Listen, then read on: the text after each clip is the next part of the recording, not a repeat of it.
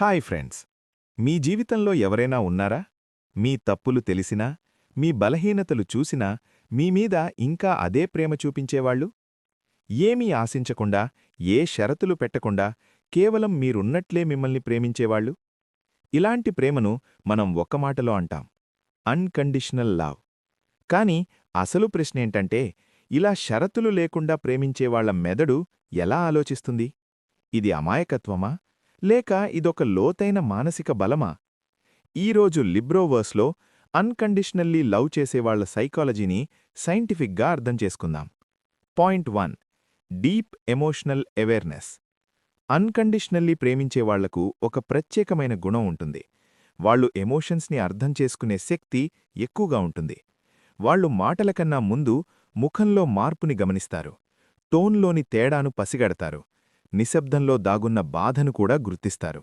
ఎందుకంటే వీళ్ల మెదడు నువ్వేం చేస్తున్నావు కంటే నువ్వేం ఫీలవుతున్నావు అన్న ప్రశ్నతో పనిచేస్తుంది. ఇక్కడే ఒక విషయం గుర్తుంచుకోవాలి. ఈ స్థాయి ఎమోషనల్ అవేర్నెస్ వాళ్లను బలహీనంగా కాకుండా మానసికంగా చాలా స్ట్రాంగ్గా చేస్తుంది. పాయింట్ 2. Secure attachment mindset. చాలామంది ప్రేమలో భయంతో ఉంటారు. వాళ్లు వదిలేస్తారేమో, నేను చాలనా, ఇది ఎక్కువైపోతుందేమో. కాని అన్కండిషనల్లీ లవ్ చేసేవాళ్లలో ఈ భయం తక్కువగా ఉంటుంది. వాళ్లు ప్రేమను కంట్రోల్ చేయడానికి కాదు, కనెక్ట్ అవ్వడానికి ఉపయోగిస్తారు. వాళ్ల మెదడులో ఒక క్లియర్ సిగ్నల్ ఉంటుంది, ప్రేమ అంటే పట్టు కాదు, ప్రెజెన్స్ అని.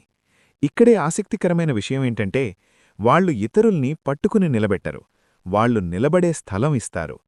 Point 3. Empathy over ego. Unconditionally ప్రేమించేవాళ్లకి ఈగో కంటే ఎంపథీ ఎక్కువగా పనిచేస్తుంది. వివాదం వచ్చినప్పుడు నేను కరెక్ట్ అనడం కంటే మనిద్దరం ఎలా ఓకే అవ్వాలి అన్న ఆలోచన ముందుంటుంది. వాళ్లు గెలవాలని కాదు, అర్థం చేసుకోవాలని చూస్తారు. ఇది వాళ్లకు లోపల ఒక మానసిక ప్రశాంతత ఇస్తుంది. ఎందుకంటే వాళ్లు ప్రతిసారీ రుజువు చేయాల్సిన అవసరం వాళ్లకుండదు. ఇక్కడే ఒక నిజం బయటపడుతుంది. ఎప్పుడూ గెలవాలనుకునేవాళ్లు కాదు, అర్థం చేసుకునేవాళ్లే ఎక్కువ శాంతిగా ఉంటారు. పాయింట్ 4. Strong inner identity. చాలామంది అనుకుంటారు, ఇలా షరతులు లేకుండా ప్రేమిస్తే మనం మనల్ని మర్చిపోతామేమో అని. కాని నిజానికి అన్కండిషనల్లీ లవ్ చేసేవాళ్లు తమని తాము చాలా బాగా తెలుసుకున్నవాళ్లవుతారు. వాళ్ల విలువలేంటి, వాళ్ల హద్దులేంటి, వాళ్లు ఎక్కడ ఆగాలో వాళ్లకు క్లారిటీ ఉంటుంది. అందుకే ప్రేమిస్తారు.